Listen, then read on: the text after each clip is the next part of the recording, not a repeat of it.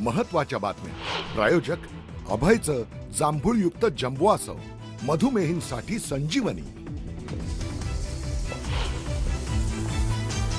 MST CET परीक्षेतही गैरप्रकार झाल्याचा आरोप. 12वी बोर्डाच्या परीक्षेत 45 ते 50% मिळणाऱ्या विद्यार्थ्यांना CET परीक्षेत 99 ते 100% CET सेलने आरोप फेटाळले.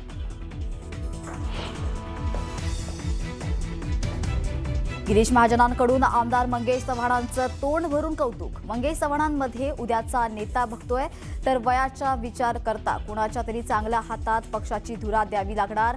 गिरीश महाजनांच्या विधानाची जोरदार चर्चा.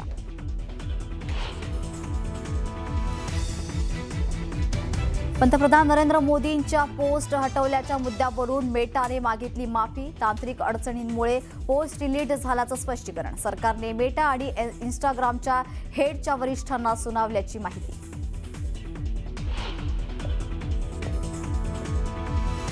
लोकसभेत सलग दुसऱ्या दिवशी विरोधकांचा गदारोळ. लोकसभेचं कामकाज दुपारी 2 वाजेपर्यंत स्थगित.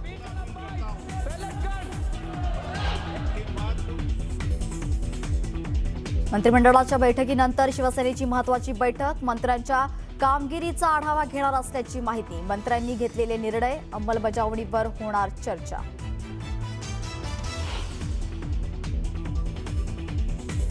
पेपरफुटी विरोधात बिहारमध्ये आंदोलन करणाऱ्या विद्यार्थ्यांवर कुठलीही कारवाई होणार नाही.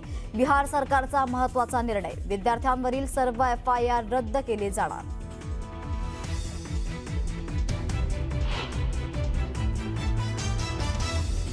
पाकव्याप्त काश्मीरमध्ये पाकिस्तान लष्कराकडून अंधाधुंद गोळीबार. मोठ्या संख्येने जीवितहानी झाल्याचा दावा.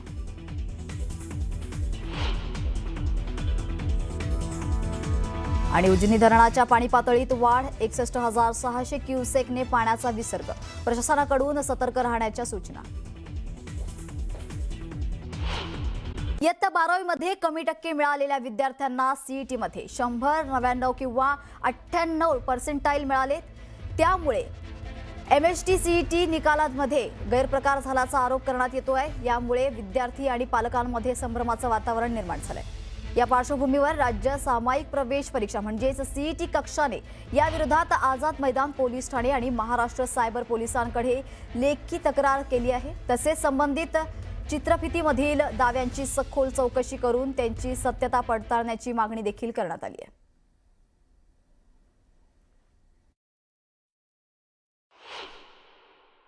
CETला चांगले पर्सेंटाईल असतील, CETला जर टॉपर आहे महाराष्ट्रामधून, पूर्ण महाराष्ट्रामधून टॉपर आहे, तर याची संभावना खूप जास्त आहे, मोर दॅन 95 to 99% त्यांना बोर्डमध्ये पण मार्क्स चांगले असतील. याला म्हणतात पॉझिटिव्ह कोरिलेशन. ठीक आहे. तसंच निगेटिव्ह कोरिलेशन पण असतं. जर CETला खूपच कमी पर्सेंटाईल असले तर विद्यार्थी तेवढा सिरियस नसतो, तो बोर्डला पण कमी असतो. याचा डेटा हा बिलकुल मॅच करत नाही. 2024चा बघा. ज्याचा रँक 3 आहे, ज्या विद्यार्थ्याचा रँक 3 आहे आणि ज्याचे पर्सेंटाईल आहे 100, म्हणजे टॉपर आहे. टॉपर महाराष्ट्रामध्ये 36 जिल्हे, असं समजा तुम्ही हे एखाद्या जिल्ह्याचा टॉपर आहे. तर आता जो जिल्ह्याचा टॉपर आहे, जिल्ह्याचा जो टॉपर आहे त्याला बोर्डमध्ये किती पर्सेंटेज पडतात? 45% पडतात. 45. ही एक केस आहे का? एक केस नाही, अशा अनेक केस आहेत. 15 रँक, 13 नंतर 15. 15चं बघा CET मध्ये टॉप, महाराष्ट्रामधून टॉप, एकदम भारी रिझल्ट, एकदम भारी रिझल्ट, हुशार विद्यार्थी, अगेन 45%.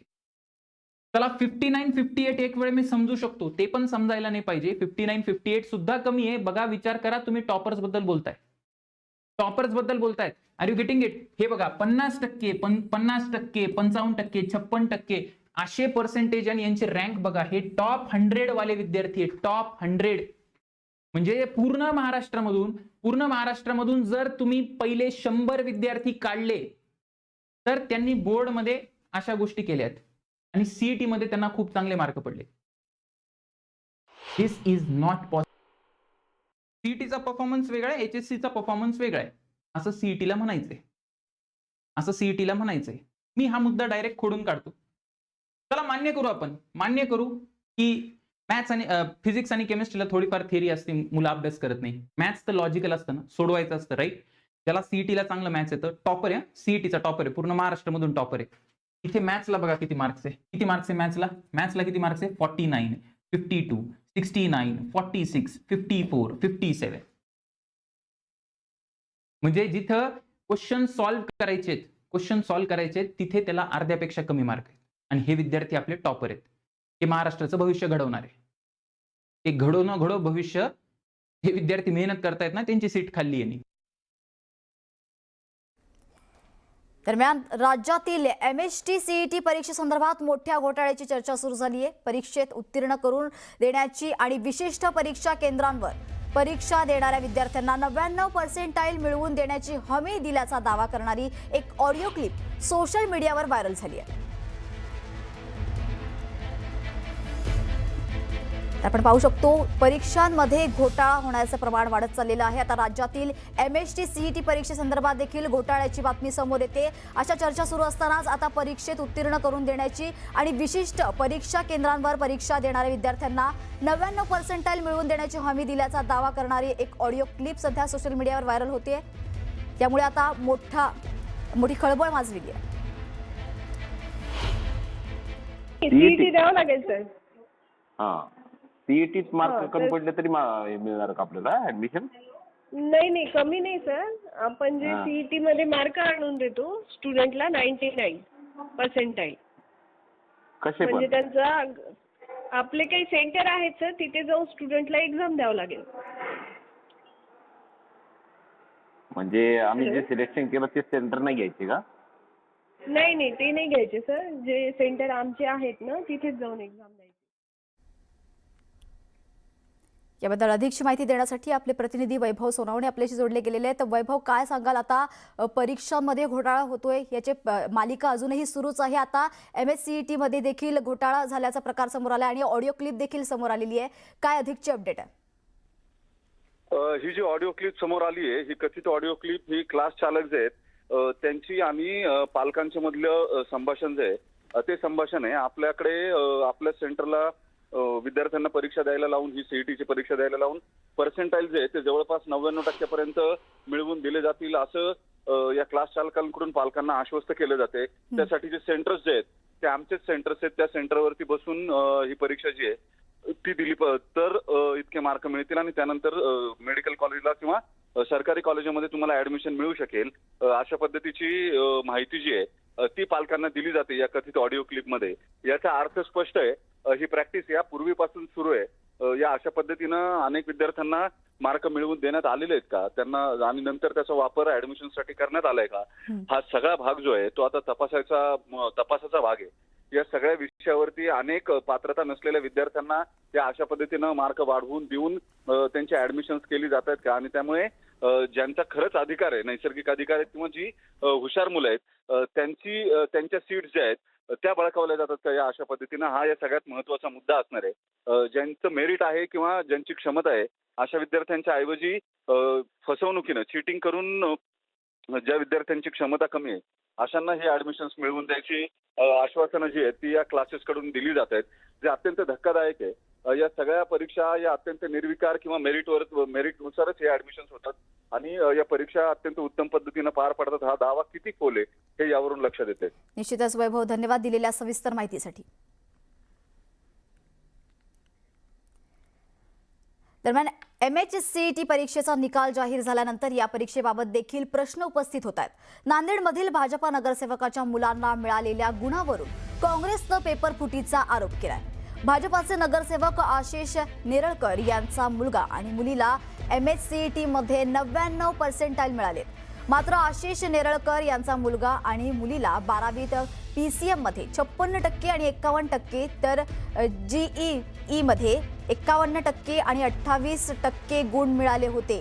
हे विशेष आहे. मग MHCET मध्ये 99% कसे मिळाले असा प्रश्न काँग्रेसचे प्रवक्ता बालाजी गाडे यांनी उपस्थित केला आहे.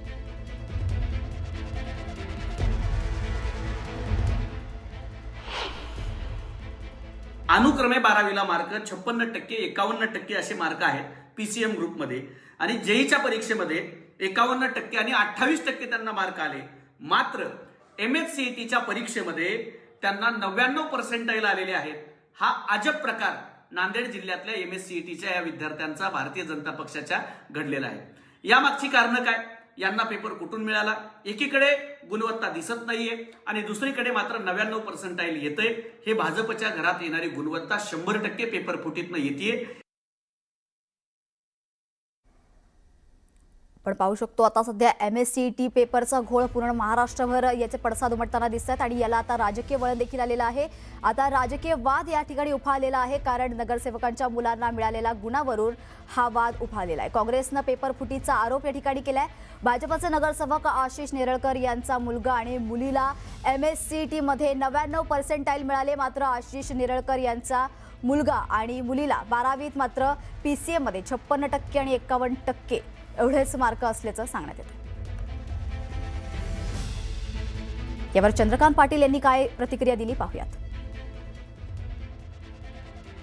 आमची भूमिका ही स्वायत्त आहे, त्यामुळे सेक्रेटरीला विचारा।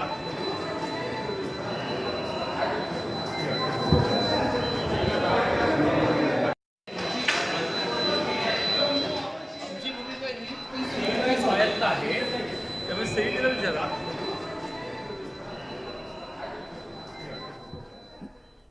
तर आता एक मोठा घोळ समोर आलेला आहे परीक्षांमधला। MSCET मध्ये वेगळ्या प्रकारे आता घोळ निर्माण झालेला आहे। 99% मिळालेले आहेत, मात्र आशिष नेरळकर यांच्या मुलगा आणि मुलीला 12वीत फक्त PCM मध्ये 56 आणि 51% होते, तर GEE मध्ये 51% आणि 28% गुण मिळाले होते। मात्र MSCET मध्ये त्यांना 99% कसे मिळाले असा प्रश्न काँग्रेसचे प्रवक्ता बालाजी गाडे यांनी उपस्थित केला।